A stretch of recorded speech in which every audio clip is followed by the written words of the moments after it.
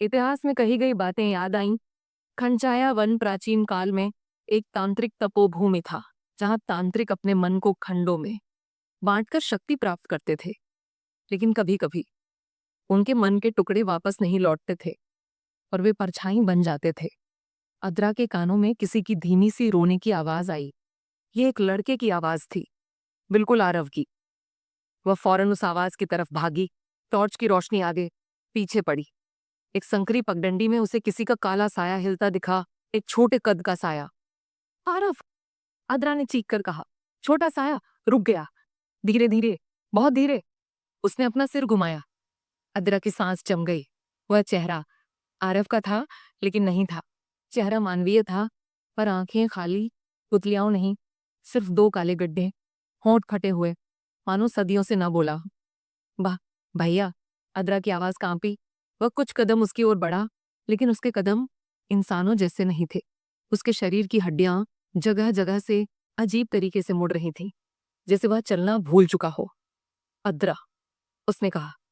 आवाज आरव की थी, लेकिन उसमें कोई गर्माहट नहीं थी। वह आवाज अंदर से खाली थी। अदरा रोते हुए उसकी तरफ बढ़ी। मैं यहाँ हूं, मैं तुम्हें लेने आई हूं, तुम अकेले नहीं हो।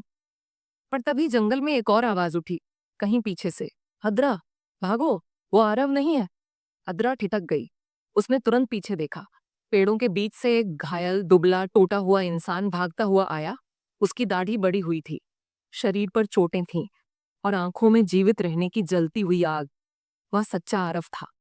अदरा उसे पहचानते ही फूट पड़ी। भैया! पर उसने चीख कर कहा, उस चीज के पास मत जाओ। वो मेरे मन का एक हिस्सा है।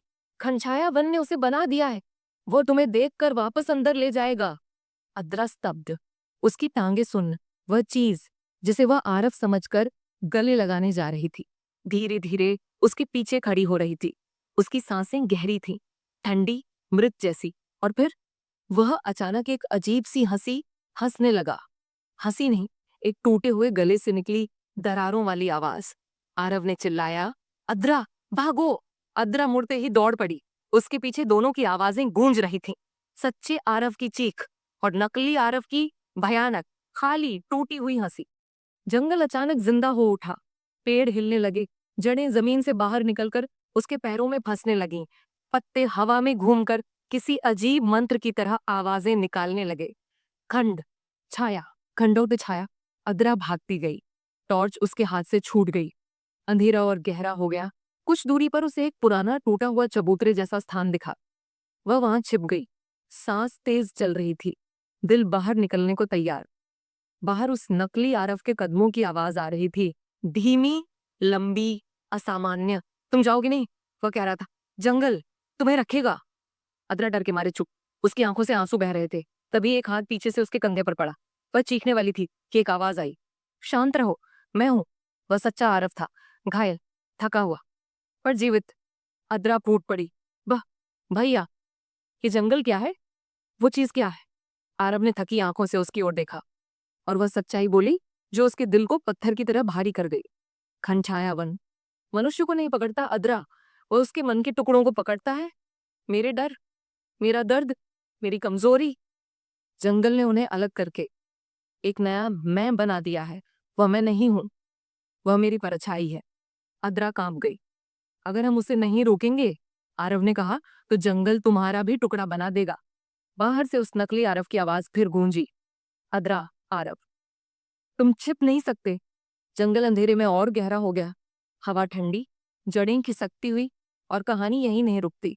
अदरा जैसे जैसे जंगल के भीतर कदम बढ़ा रही थी, वैसे वैसे हवा का वजन उसके कंधों पर और भारी होता जा रहा था। जंगल पहले शांत था, पर अब वह बहुत शांत था। ऐसी शांति जो सिर्फ कब्रों के पास मिलती है।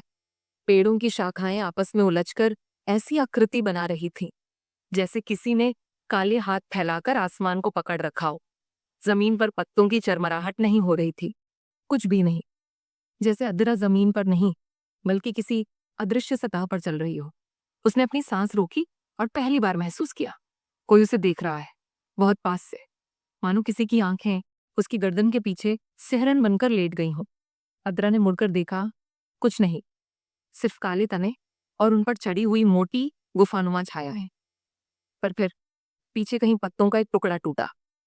अदरा ने तुरंत टॉर्च निकाली, पर जैसे ही बटन दबाने वाली थी, वही आवाज दोबारा आई, इस बार बहुत पास से। उसने टॉर्च जलाई। तेज रोशनी अंधेरे को काटती गई, पर सामने सिर्फ एक पेड़ था, वही पेड़ जिसे उसने कुछ सेकंड पहले पीछे छोड़ा था। या यहाँ कैसे? उसके शब्द रुक गए। जंगल उसे घेर रहा था, बिना आवाज, बिना चेतावनी। अदरा तेजी से आगे बढ़ी। जैसे जैसे वह आगे जा रही थी, शाखाएं उसके कपड़ों को हल्के से छू रही थी। स्पर्श ऐसा जैसे कोई उसे पकड़ना चाहता हो, पर जानबूझकर धीरे छूता हो, सिर्फ डराने के लिए। अचानक सामने एक पगडंडी दिखी, साफ, सीधी, मानो किसी ने नई बनाई हो। अदरा रुक गई। घनछाया वन में सीधी राह मिलना असंभव था। गांव के लोग कहते थे, जंगल रास्ता तभी दिखाता है जब वह तुम्हें कहीं ले जाना चाहता हो।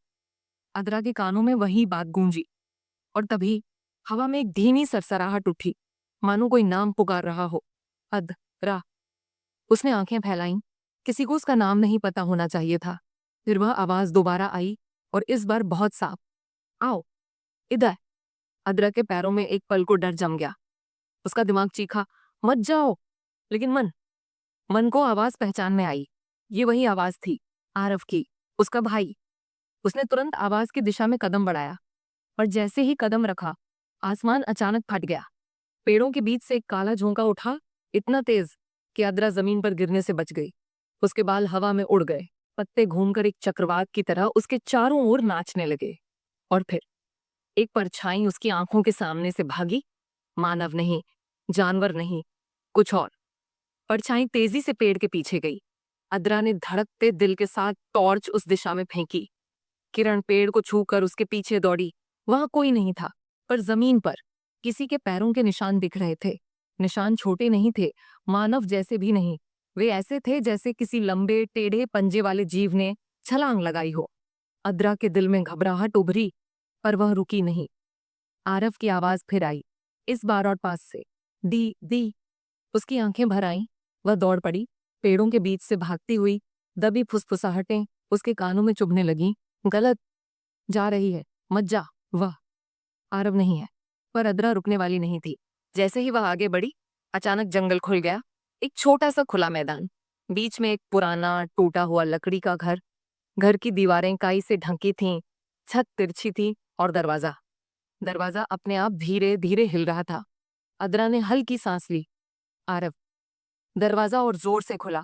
अंदर बिल्कुल अंधेरा, और फिर घुटी हुई आवाज आई, दी दी, बचाओ। अदरा की आंखें भर आईं। दर्द, प्यार और डर तीनों साथ मिला। वह सीधे उस घर की ओर भागी, लेकिन जैसे ही उसने दरवाजा छुआ, दरवाजा अपने आप बंद हो गया, ऐसे जैसे किसी ने अंदर से झटका मारा हो। अदरा चीख पड़ी, आरव। और अंदर से गहरी विकृत आवाज आई, आरव बाहर नहीं आएगा। वह आवाज इंसानी नहीं थी, बहुत भारी, बहुत गूंजदार, जैसे किसी गुफा के भीतर से आती हो। अदरा का दिल सन्न हो गया। उसकी सांसें रुक गईं। और तभी घर की खिड़की पर एक चेहरा उभरा, आधी रोशनी, आधा अंधेरा। और वह चेहरा आरव जैसा था, पर आंखें आंखें इंसानों वाली नहीं थीं। पूरी काली, गहरी, खाली। वह मुस्कुराया, बहुत धीरे। अदरा की चीख गले में अटकी रह गई। घनछाया वन ने अपना पहला रूप दिखा दिया था।